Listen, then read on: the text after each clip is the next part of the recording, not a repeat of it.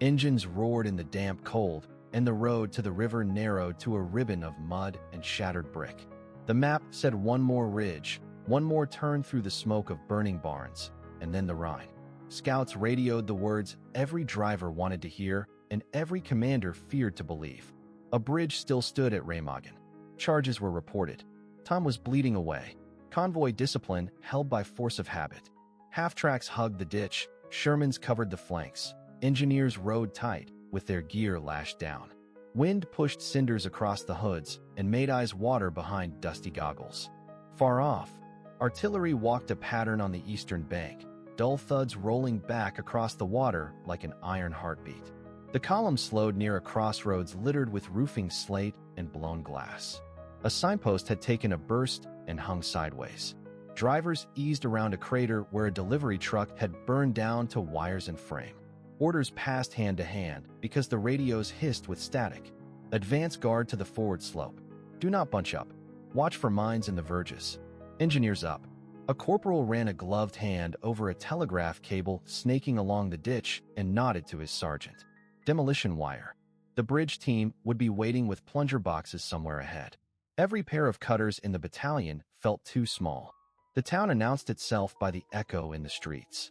Boots on cobbles, metal on stone, the close rattle of windows without glass. Civilians moved like shadows in doorways, faces pale with plastered dust and fear. A church bell lay cracked in the square. The lead platoon skirted the open fountain and took the left turn toward the river road, rifles low, thumbs near safeties. A sniper cracked from an upper floor, and the answer came in a stitched burst that sent pigeons wheeling over the rooftops. No one stopped to watch them settle. The last rise hid the river until the column crested it, and then the Rhine filled the world, wide and gray, running hard between steep banks. The Ludendorff Bridge stood black against the haze, a span of steel and rivets in danger, with gantries like clenched fists on either shore. Smoke drifted from the near abutment. On the far side, men moved as small dark figures among the trusses. The first tank idled behind a farmhouse, its exhaust kicking soot into the yard, while scouts fanned to the embankment. Reports came fast. Explosive boxes on the cords. Cable routes along the railbed. Several detonations had already failed. The towers carried fresh scars where previous charges had chewed steel but not broken it. The water below boiled with current and floating timber. A tug lay half-sunk near the pier, hull canted, rope still straining from its cleat. Command made the call that would decide lives. Push now. Keep pressure on the west bank and rush the abutment while the engineers cut. Provide smoke, suppress the tunnel mouths, deny the enemy time to rewire. The plan bled into motion without ceremony. Mortars thumped. White clouds rolled low across the deck. Machine gunners traced lines along the far parapet to hold heads down. Riflemen sprinted in pairs, boots hammering the planks of the approach. Every second grew heavier. The bridge groaned under artillery from the far bank, steel singing with the impact of fragments. The first engineer team slid under the guardrail and crawled to the cable runs, knives and nippers ready. A driver watched his second hand crawl across the face of a cracked wristwatch and swore silently that it had never moved this slowly in his life. Mud sucked at ankles. Breath smoked in the masking wind.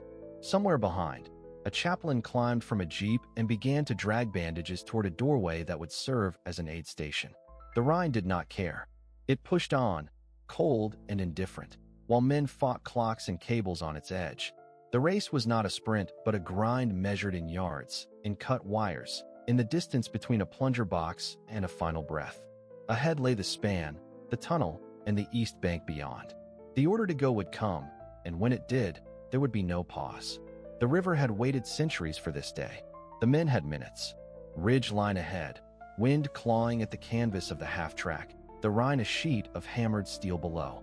Then it appears through the smoke and drizzle like a dare across the river.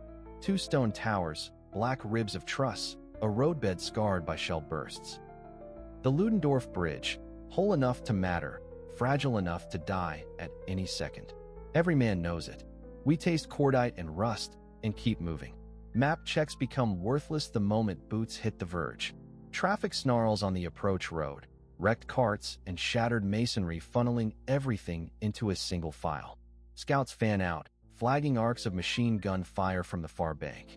A burst rips the facade of a pension, glass tinkling across the street like rain. Someone mutters that we are already late. No one answers. Time is the only enemy we cannot flank.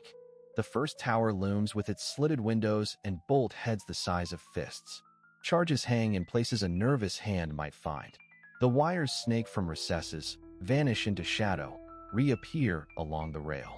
Engineers move like surgeons under artillery percussion, probing, tracing, marking. One kneels at a junction box and raises 2 fingers. Cut here, not there. Another man unspools a sandbag and smothers a bundle of TNT that sweats under its wrapping. Fragments ping from the girder web and ring away into the river. A column of infantry staggers past, faces streaked with dust and rain, helmets glistening. They hug the leeward side of the truss and vanish into smoke. Each step a gamble against a trigger no one can see. On the hillside above the town, muzzle flashes wink from terraces. Return fire snaps overhead, ricochets whining like insects. The bridge hums with the vibration of engines, tracks, hearts. We clear the tower throat and step onto the span. Wind hits harder here, cold off the water, carrying the sour stone smell of the Erpel tunnel on the far shore.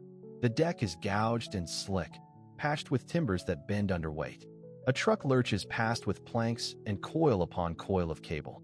Men haul more sandbags, stack them into low breasts, carve firing positions with entrenching tools that spark when they strike embedded metal. Every meter gained feels leased, not owned. Somewhere downstream, a shell walks the waterline and throws up a curtain of spray. The river answers with chop that slaps the piers. We cross a bay where the rail has peeled back and hangs like a torn ribbon. A sapper crawls on his belly, finds another wire, and saws at it with his knife until it parts with a twang that seems too loud for a living man. He lies still, counting heartbeats, then crawls on. Mid-span, the bridge becomes a world of its own. Sound thickens, time thins. The towers fore and aft are black mouths, and the truss ribs are the cage bars of a beast we are trying to ride. Radios crackle with fragmentary reports. The far bank is not a place yet, only a direction. But the outline of the tunnel grows. A sign hovers at its entrance, half shorn of letters, and the hillside above it belches smoke. We push faster. The girders tremble as tanks edge forward one at a time. Every bolt head has a shadow that could hide a detonator. Hands are raw and bleeding. Eyes water from fumes. There is no room for heroics, only work. Cut the line. Bag the charge. Mark it with chalk. Move. In the midst of it, a sudden lull, like the river drawing breath. The span holds. The towers stand. The tunnel yawns closer, and with it the promise of a foothold on the east bank. First sight becomes full possession. The bridge that should not be standing carries men who should not have had the chance. The ridge behind us is already another story. Ahead, mortar smoke threads the mouth of the tunnel and tracer washes over the road like sparks from a grinding wheel. We do not pause. The only way to keep this moment alive is to carry it forward, one step, one wire, one breath at a time. The order hits like a hammer. Seize the span now, before the river or the enemy swallows it. The map on the hood shakes with each distant blast, grease pencil lines trembling over the black ribbon of the Rhine. The bridge is there, dark and skeletal against a pale March sky, and every minute lost tightens the noose. Engines idle low. Men check safety straps, bayonets, wire cutters, charges. No one says it, but all know the arithmetic.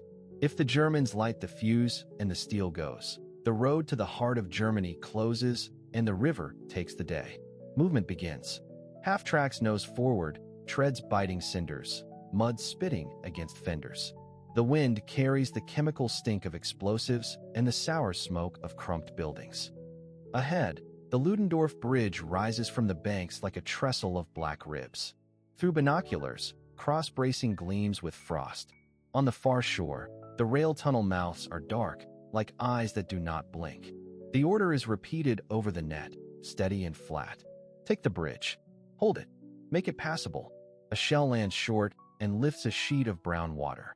Shrapnel tinks across armor. Men hunch without being told.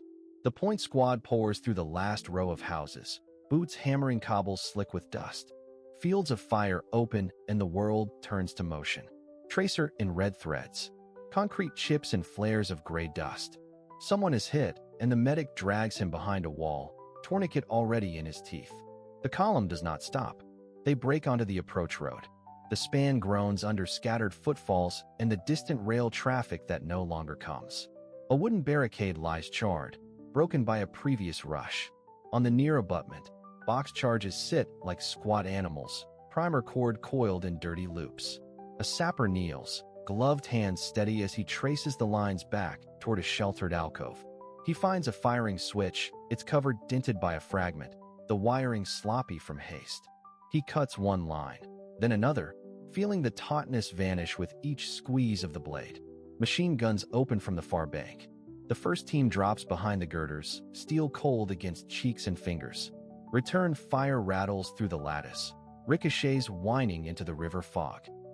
An engineer hauls a sandbag forward and wedges it into a hole punched through the deck, then signals the track to creep one vehicle length. A runner passes along the beam with the brief calm of a man on a narrow street, breath white, eyes fixed. Midspan, the river pulls hard below, green and implacable. A blast somewhere in the town booms like a door slammed by a giant. The bridge shudders and holds. Another bundle of cord appears beneath a seam plate. The sapper does not speak. He squeezes the knife. Copper strands part. A corporal counts the bundles, calculates the odds, sends them back to the platoon leader with a clenched fist that means more work ahead. On the far end, the mouth of the Erpel tunnel spits muzzle flashes. A smoke grenade skitters and rolls, coughing white that billows along the deck. The world narrows to 6 feet of vision and the thudding of boots. A bar speaks in hard, regular bursts, pinning heads that show for a second through the haze. Men step over a gap where a plank has gone. A hand steadies a comrade by the elbow without looking. The first half-track noses onto the steel, engine growling, antenna whipping. The driver fixes his gaze on the chalk line someone has rubbed along the planks. He eases the clutch, feels the structure answer in low vibrations. Gunner up top rakes the tunnel mouth and the hillside to the right where a stone wall hides a machine gun. The wall erupts and chips. The gun falls silent. Orders ripple again. Secure the far abutment. Clear the tunnel. Keep the span open.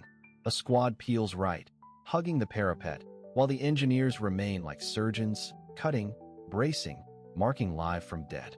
A wounded man is lifted onto the engine deck and strapped down with a web belt. His eyes are clear and angry. He will live. The crossing becomes a rhythm. Smoke, run, cover, cut, mark, wave forward. The river keeps pulling, and the sky stays pale and merciless. By the time the last man of the first wave drops behind the far parapet, the order has become simple truth. The bridge stands. The road is open. Now hold it. The clock is not a clock today. It is a hammer striking nerves. The span ahead is a roar of steel and smoke, a black ribcage over the river. Men crouch behind shattered masonry, while machine gun tracers scrape orange lines across the air. The order is simple and merciless. Move in. Hold. Survive long enough for the next minute to exist.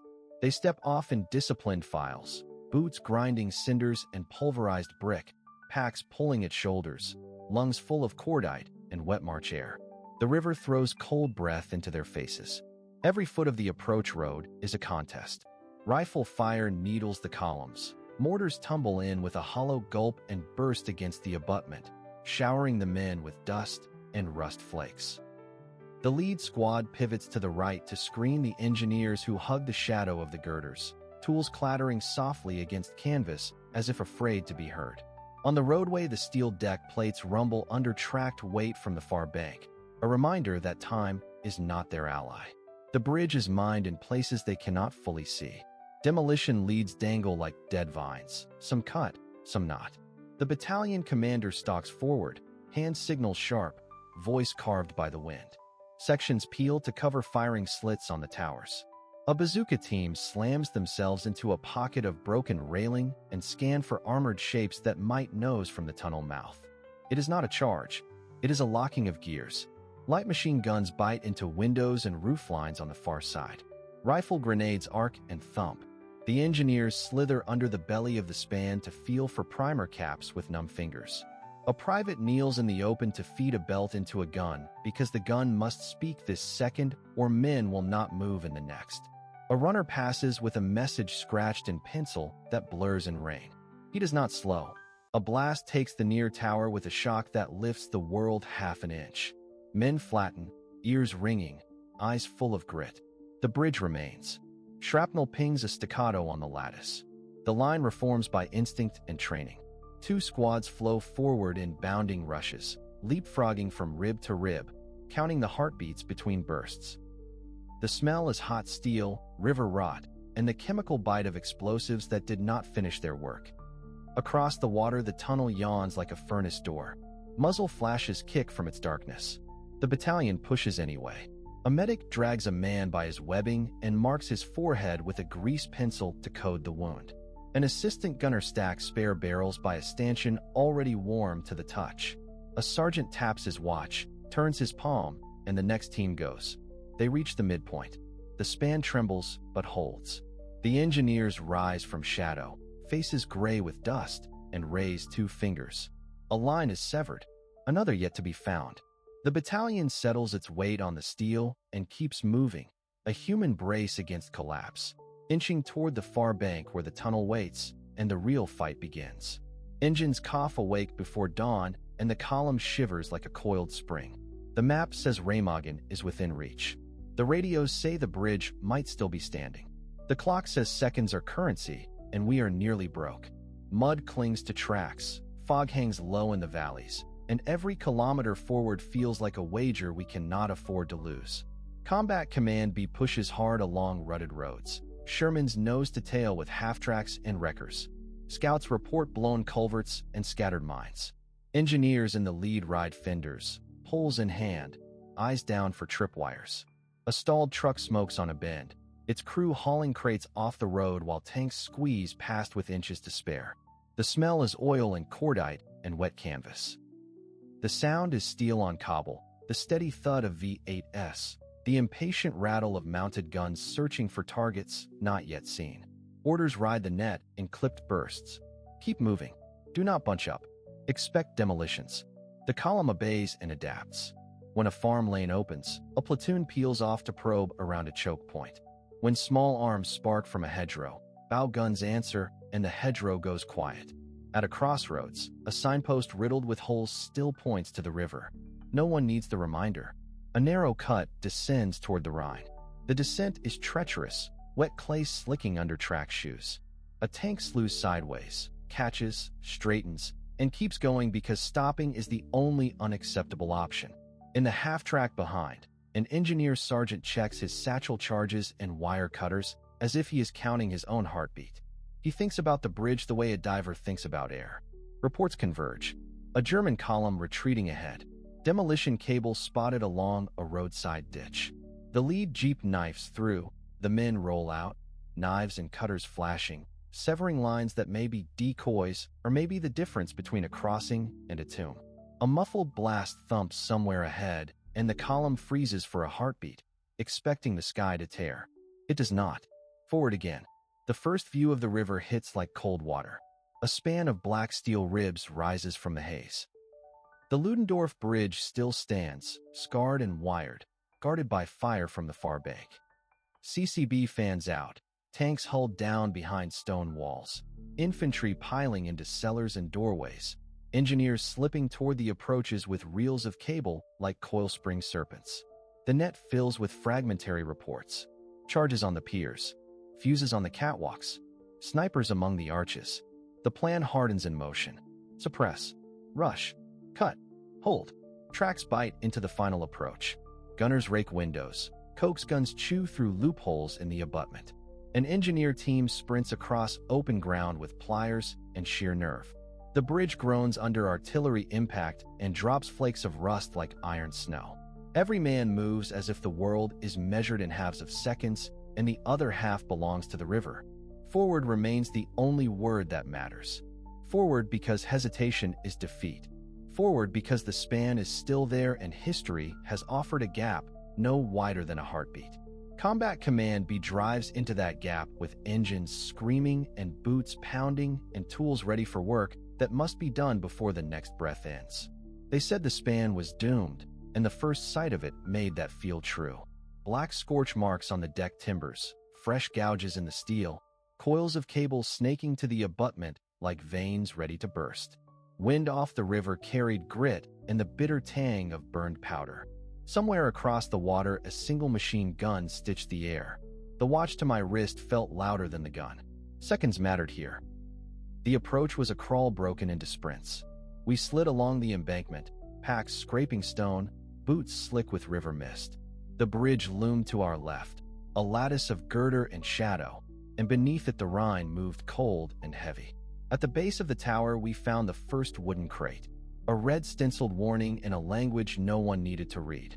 Inside, blocks of explosive wrapped like loaves, primer cord already knotted, caps coiled in tissue. The wiring harness ran from the crate into a tarred bundle driven through a crack in the masonry. It disappeared toward the far bank. There was no time to debate. The team fanned out. One man watched the archway. One covered the rails. I knelt in the drift of sawdust and oil, traced the lead wires with gloved fingers, and felt the tremor of a distant generator in the copper. The line was hot. Somewhere in the tunnel a hand might already be on a plunger. We cut first what we could reach. Knife under cord, press, no flourish. Then the stubborn ones, bound tight with tar twine, were levered free with a bayonet and a low curse no one acknowledged. A muffled thud rolled from the far side and dust fell in a curtain from the tower stones. Not the main charge. A test. Or a misfire. The deck shivered under our knees. A burst of rifle fire chased splinters from the railing. The gun across the river found us by feel and rhythm. We moved again, deeper onto the span, keeping low, counting the braces as landmarks. Crates tucked against gusset plates. A satchel wedged under a beam seat. Lead lines braided so that one spark would speak to many mouths. We broke the braids. We yanked out caps, taped and pocketed them, and shoved the loose explosives into the cold where water would leach their nerve. Another shock rippled the girders. A section of deck kicked up and came down crooked, leaving a jagged mouth that showed the river between sleepers. The air smelled of wet earth and old fireworks. The blast had been big enough to wound, not enough to kill. We crawled past it, palms black with tar and grease, and found the thick trunk line hugging the web of a main girder.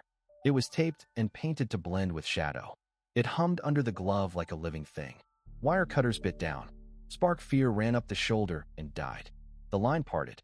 We cut again for certainty, then coiled and tossed the dead lengths into the river. The bridge answered with silence, a silence that sounded like breathing after a long dive. Only then did the clock slow. Only then did the orders catch up to what our hands had already done. Hold here. Mark the charges. Clear the rest. Keep the span alive long enough for steel tracks and tired boots to find the far shore. Cold wind drives smoke along the deck, and the first rounds walk toward us like footsteps on steel. The span is still standing. That is the only good news. Every second we wait is another second for the far bank to finish what the charges could not. We move. Rifles up, eyes on the trusses, we step out of cover and onto the Ludendorff. The deck vibrates with each impact. Chips of rivet head ping from the girders. The river below is fast, and the handrails rattle as if they want to leave. Ahead, German machine guns stitch the roadway, muzzle flashes tucked behind piles of cobbles and shattered timbers. The first man goes down, and the column compresses. No one speaks. Hands find the fallen, drag him to the web of the girder, and the line opens again. Engineers fan left and right. Their job is not glory. It is finding wire, finding the buried boxes of demolition, and making them dead. One kneels, gloved fingers brushing a dusty strand that runs along the lattice.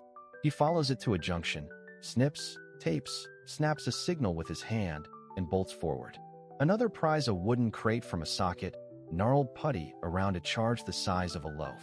The fuse is slick with moisture. The pliers slip once, then bite. He sets the charge aside like a live animal and keeps going. Mortar shells thump into the river and throw water in sheets over the deck. The bridge coughs and groans. On the far approach, tanks of the combat command are edging into position, turrets slewed to rake the tunnel mouths. Their cannons speak and the echoes punch back across the water. The fire slackens, then lifts again, angrier, as the enemy adjusts. Halfway, the longest word of the day. The air smells of cordite, wet iron, and fear held tight. A runner sprints past with a message for the platoon on point. Hold 5 more minutes. Reinforcements are almost here. He vanishes into smoke. A fresh burst claws the railing inches from my hand. We drop to a knee. Fire, move, fire, move. The drill is the rope we climb out of panic. Another engineer leans over the side, hooked by a safety line, and reaches for a cable that dives under the deck. He saws with a knife until the copper strands part and spit. The far ramp rises out of the haze. Someone waves us forward, a sleeve black with soot. We push the last meters in a ragged sprint. Boots hit cobble. We spill into the whirlpool end, hearts hammering, rifles hot, and the message is already moving backward down the span. The bridge is open. Bring them across. Hold until relieved. The hook is simple and brutal. Steel above a fast river, a black smear of smoke on the far bank, and a clock you cannot see but feel in your ribs. The Ludendorff Bridge is still standing. Demolition smoke clings to its towers. If the firing circuit lives 1 more minute, hundreds will die in the water. The only path to stop it runs along open girders where every step is a target. Wind knifes across the span and turns the Rhine into a moving mirror. Rifles crack from the Erpel side. A machine gun rakes the deck and chips rust from the truss. Engineers from Combat Command B, 9th Armored Division, crawl out of cover, boots scraping steel, harnesses hooked to whatever flange will take their weight. The infantry of the 27th Armored moves parallel inside the lattice, laying down short, angry bursts. The plan is not elegant. Reach the wiring. Break the chain. Live long enough to report success. A corporal tests a crossbeam with his knee and commits. Beneath him, River Wake slaps the piers. He tastes dust and cordite. Hands shake, so he talks to his muscles without words. 1 carabiner forward, 1 palm flat to quiet the tremor. A shard of masonry pings past and spins into the water. On the far shore, a sapper dash is building, but the timing is off. The charge is already misfired once. That buys seconds and nothing more. The first bundle is found wired to a gusset plate. Primer cord snakes into a junction box jammed with mud. The corporal signals with 2 fingers. Another engineer clamps the wire with cold pliers. They cut, peel, and bag the lead like surgeons in a hallway. A stray round hisses and finds nothing. The junction is dead. Not safe. Dead for now. Farther along, the main trunk runs under a handrail, braided with tape and hope. The engineer's sergeant drags himself flat, grinds rust into his sleeves, and follows it toward the tower. He works by feel as much as sight, counting turns, testing tension, hunting for blasting caps. He marks each cut with a chalk slash that the rain begins to blur. When the chalk runs light, he carves the steel with a knife tip instead. The language is simple. Cut here. Do not trust that. Check again. A tremor passes through the span as a shell lands short. The bridge hums like a struck bell. The infantry calls up a bazooka team to blind a gun on the hillside. A dull thump, then bless silence. The engineers seize the moment, roll behind a vertical, and start on the last live pair. Pliers bite. The insulation parts. Nothing blows. The sergeant exhales, and only then hears his own pulse. They work on. They tape loose ends back on themselves, scatter fuses into separate pouches, tag each with grease pencil. A runner scrambles past with a roll of lumber for shoring where a beam has twisted from heat. Another team wedges and nails bracing until the deck stops groaning. All of it under fire, under time, under the cold fact that failure means the river claims the living as well as the dead. When the final trunk is cut, they do not cheer. They wave the signal and collapse into the lattice with the look of men who have carried a city for a minute and are ready to hand it back. Traffic starts with a single scout car and becomes a line of armor, clanking into Germany across a span that should not exist. Behind the noise, the engineers keep moving, checking every girder, every junction, because the bridge holds only as long as they do. Rain spits across the Rhine, and the bridge vibrates under sporadic shell bursts. The charge men sprint into the smoke, eyes on the black cables that snake along the steel. The clock in every head is louder than the artillery. If the firing switch goes live, the span and everyone on it becomes shrapnel over cold water. The only plan is speed and nerve. They drop to a crawl between beams slick with river spray. A machine gun rakes the deck. Splinters sting faces and hands. One sergeant shouts with his palm, a flat command, "Move left, cover the flank." The first bundle appears under a stringer, wrapped in oilcloth, putty forced into seams. A corporal slides a bayonet along the cable, peeling tar, exposing copper, counting strands. He steadies his breath, clamps down with pliers, and severs one line, then a second. Sparks do not come. He marks the cut with chalk and waves the next man forward. Another team fights a stubborn junction box bolted to the girder. Screws frozen. They lever with a wrench and the lid splits. Inside waits a tangle of firing wire, splices taped in haste. The lead engineer traces continuity by touch, from primer to detonator to trunk line, and realizes there are redundant runs. He cuts the obvious feed, then the hidden backup laced behind a gusset plate. He pins the loose ends under a steel boot heel so wind and vibration cannot kiss the copper back together. The far pier is a maze of braces and dark pockets. A specialist wedges into a cavity that smells of river mud and explosive. He locates a cast charge strapped to a flange, feels the cool curve of the detonator, and twists it out, slow as turning a key in a rusted lock. A round smacks the beam inches above and showers rust down his collar. He does not stop. Detonator clear. Primer pocket empty. He shoves the harmless cap into a sandbag and keeps moving. Signals ripple along the span. Section 2 secure. Section 3 still hot. Men relay wire loops hand to hand like venomous snakes, coiling them safe. A runner stumbles, recovers, keeps the message moving to the abutment where more charges wait. In the tunnel mouth beyond, enemy shapes gather, but the bridge holds. The engineers fan out for a final sweep, fingers numb, faces black with grit. Every severed line is another second earned. When the last cable parts under the bite of the cutter, the river wind seems to exhale. The span still shakes. The fire still comes. But the bridge is alive, and so are the men crossing it. The mouth of the hill eats the light and throws it back as a cold breath. The bridge behind us groans like a wounded animal. We step off the timbers and into the black throat of the Erpel tunnel, boots sliding on crushed stone, each stride measured against the clock that none of us can see. If the second blast is buried in here, we will either find it or vanish with it. Riflemen fan left and right, muzzles up, eyes stinging. My team rides the beam of a hooded flashlight that carves a narrow path through dust. The air smells of cordite, damp brick, hot iron. On the left wall, a cable snakes along the mortar joints, tarred and gritty. We track it by touch, glove to glove, until it disappears into a wooden box no larger than a lunch pail. I lay my palm flat to feel vibration. Nothing yet. Cut it, I say, and the pliers bite. A breath I did not know I held runs out of me. Far down the bore, a burst of machine gun fire slaps the stone and dies in a shower of sparks. The point man drops and rolls. The tunnel answers with echoes like iron doors. Grenade. Smoke first. We send a canister rolling, count the beats, push forward under the gray veil. Shapes bloom and vanish. A figure in a long coat raises a hand and freezes when he sees our patches. Two civilians, white-faced, press to the wall. Move them back, hands high. Keep them between us and the brick. Do not touch the ground. S-mines love ankles. We pass cutouts where the rail once hugged the curve. In each recess there is a chance of wire. We clear low and high, tap the overhead, mark safe with chalk arrows that glow in the beam.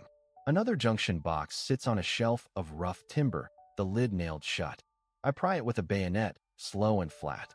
Inside, clay blocks, gray putty, a dry battery. The primer cord is already crimped. I take the cap out like a thorn, drop it into a sandbag, and feel my shoulders unlock. A shout carries from the eastern portal. Contact right. The rifle line answers in short, disciplined stitches. A Panzerfaust backblast blooms orange outside, sucking air through the tunnel like a giant lung. The blast does not come. We keep moving. Medics haul a man past me, his sleeve tied off with a tourniquet made from a strap. He grips his own tag and whispers his name for the second time, to make sure it sticks. At the far end, the night sky is a rectangle of iron blue. We stack on the exit, sweep the culvert, and step into the open. Behind us, the tunnel holds. In the lamp glow, our chalk marks shine like a map of what did not happen. We set a guard, lay out safe lanes, call the bridgehead secure. The river keeps speaking in the dark, but the hill is silent. We bought the silence one wire at a time. The span trembles like a living thing. Incoming rounds walk toward the deck, each impact a hammer striking ribs of steel. Men flatten against the rail, tasting rust and cordite, counting breaths between detonations. The order is simple and absolute. Hold the bridge. At any cost. The Rhine boils beneath them, cold and fast, ready to swallow wood, iron, and bone. Engineers move first. They crawl under the deck with pliers and bayonets, smashing blasting caps, tracing greasy wires that snake into the dark. A sapper braces on a girder and severs a line, expecting sky and fire. Nothing. Another charge is pried loose and tossed into the river. Above, riflemen of 27th Armored Infantry watch the Erpel Tunnel like a throat that might spit flame at any moment. The initial rush has taken the far bank, but the bridge is wounded. Bolts are sheared. Lateral bracing sags.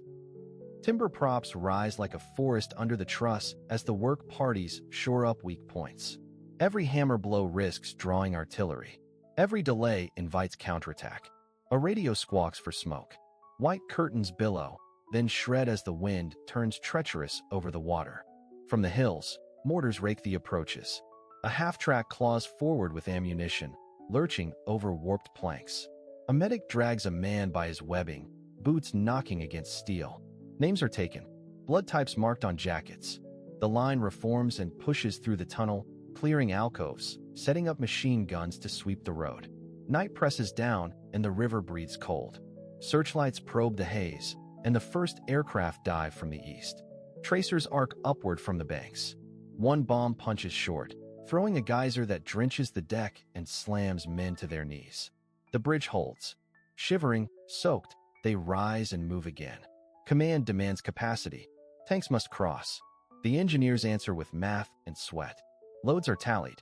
Cords are measured. Fresh timbers are wedged until they scream. Steel plates are clamped over fractures. A track clatters onto the planks, pauses, then commits. The entire structure sings as 40 tons roll toward the far shore. Counterfire builds. The tunnel mouth spits muzzle flashes. Grenades bounce and skitter, thumping inside the echoing tube. Riflemen push deeper, room by room, niche by niche, until the far exit shows a rectangle of night. Wire is strung. Mines are set. A field phone is pinned to a post, and the handset buzzes with clipped reports. Before dawn, the wind shifts again. Smoke holds over the river. Fresh columns appear on the west bank, engines idling, exhaust pooling in the fog. The first tank in the next wave takes the grade, turret low, a crewman riding the deck with a guiding arm. Planks creak. Rivets tick. Somewhere below, water slaps the piers like a metronome counting casualties in seconds. Men who arrived as strangers now move as one unit. One passes a canteen. Another ties a tourniquet with practiced hands. A chaplain kneels beside a casualty and steadies him through the blasts. The bridge breathes with them, flexing, complaining, refusing to yield. Dawn breaks as a dull smear over the hills. On both banks, weapons are set, logs are written, and the toll is tallied. The span still stands. The road now runs unbroken over the Rhine. Behind the exhausted line holders, more men and machines are already coming. The order remains the same, pure enough to fit inside a single heartbeat. Hold the bridge. At any cost. Smoke still clung to the river like a low tide when the firing tapered off. Men stepped onto the deck plates and found them slick with grit and blood. The span hummed with the tired groan of steel. Somewhere on the east bank, a single machine gun coughed and went silent. The bridge was ours, but the price echoed under every boot fall. Medics moved first. They marked the living, covered the dead, and argued with the clock. A corporal from the 27th Armored Infantry Battalion stared past the stretcher line, lips cracked white, holding a helmet that was not his. Engineers crawled along the girders with pliers and sandbags, hands raw from cutting half-melted fuses. They worked without drama, counting breaths between tremors, listening for the telltale tick of a charge that had not gone dead. Combat Command B of the 9th Armored Division pushed traffic discipline onto chaos. Shermans idled nose-to-nose while a wrecking team heaved a burned truck through the guardrail and let the Rhine take it. A sapper team wedged timber under a tortured joint, then looped chain through a cracked gusset. The river roared louder than the orders. By dusk the span held. Not pretty, not safe, but held. Casualty sheets thickened at the command post. Names were spelled twice. The line to the east crept forward anyway. No speeches, only the rhythm of pumps, the rasp of files on steel, and the steady decision that tomorrow the bridge would carry more than today.